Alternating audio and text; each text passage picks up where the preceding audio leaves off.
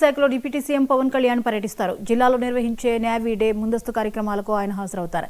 ఈ రోజు సాయంత్రం సముద్రికలో నేవీ డే ప్రీ ఈవెంట్స్ జరుగుతాయి. కాగా మధ్యాహ్నం 3 గంటలకు పవన్ విశాఖ విమానాశ్రయానికి చేరుకుంటారు. అక్కడి నుంచి ఈస్టర్న్ నేవల్ కమాండ్కు చేరుకుని నేవీ కార్యక్రమాలకు హాజరవుతారు.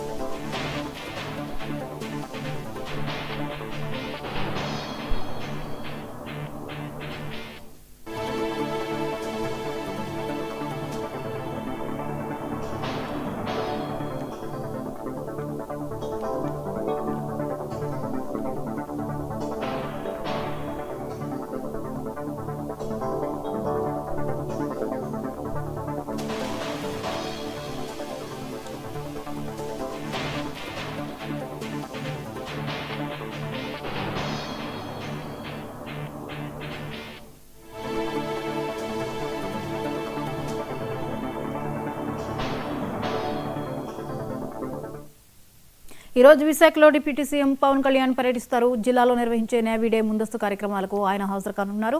ఇక ఈ అంశానికి సంబంధించి మరిన్ని అప్డేట్స్ ని స్పెషల్ కరెస్పాండెంట్ సాంబశివరావు అందిస్తారు. Sambasivarao, Pawan Kalyan navy day pre events లో పాల్గొన్నట్లుగా తెలుస్తోంది, వివరాలేంటి? జ్యోతి, మనం చూసినట్లయితే AP deputy CM Pawan Kalyan అయితే విశాఖకి అయితే వెళ్ళనున్నారు. నేడు ఏదైతే ముందస్తు కార్యక్రమంగా ఈ కార్యక్రమానికి అయితే ఆయన హాజరు కానున్నటువంటి పరిస్థితి, రాష్ట్ర ఉప ముఖ్యమంత్రి హోదాలో ఆయన ఈ యొక్క కార్యక్రమంలో పాల్గొనబోతా ఉన్నారు. మధ్యాహ్నం 3 గంటలకైతే మాదాపూర్ నివాసం నుండి ఆయన బేగంపేట విమానాశ్రయానికి అయితే రోడ్డు మార్గంలో చేరుకుంటారు. అక్కడి నుంచి ఆయన 3:30 బేగంపేట విమానాశ్రయం నుండి ప్రత్యేక విమానంలో విశాఖకు బయలుదేరుతారు. 4:30 అయితే ఆయన విశాఖపట్నం చేరుకుంటారు.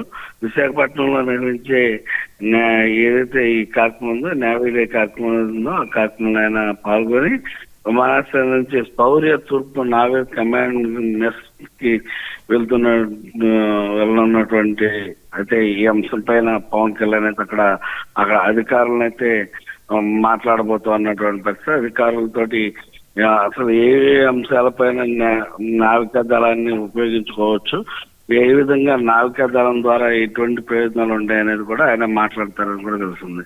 6 గంటల నుంచి 8 గంటల వరకు అయితే మొత్తంగా డిసెంబర్ 4వ తారీఖున ఈస్టర్న్ వేల్ సముద్రంలో జరిగే నేవీ డేకి ఈ కార్యక్రమం జరగబోతోంది. ముందస్తుగా మొత్తంగా ఏదైతే 8:30కి అయితే విశాఖపట్నం ఎయిర్పోర్ట్ నుంచి మళ్ళీ హైదరాబాద్కి అయితే పవన్ కళ్యాణ్ అయితే వెళ్ళబోతున్నటువంటి పరిస్థితి. జ్యోతి, రైట్, థ్యాంక్ యూ సాంబశివరావు.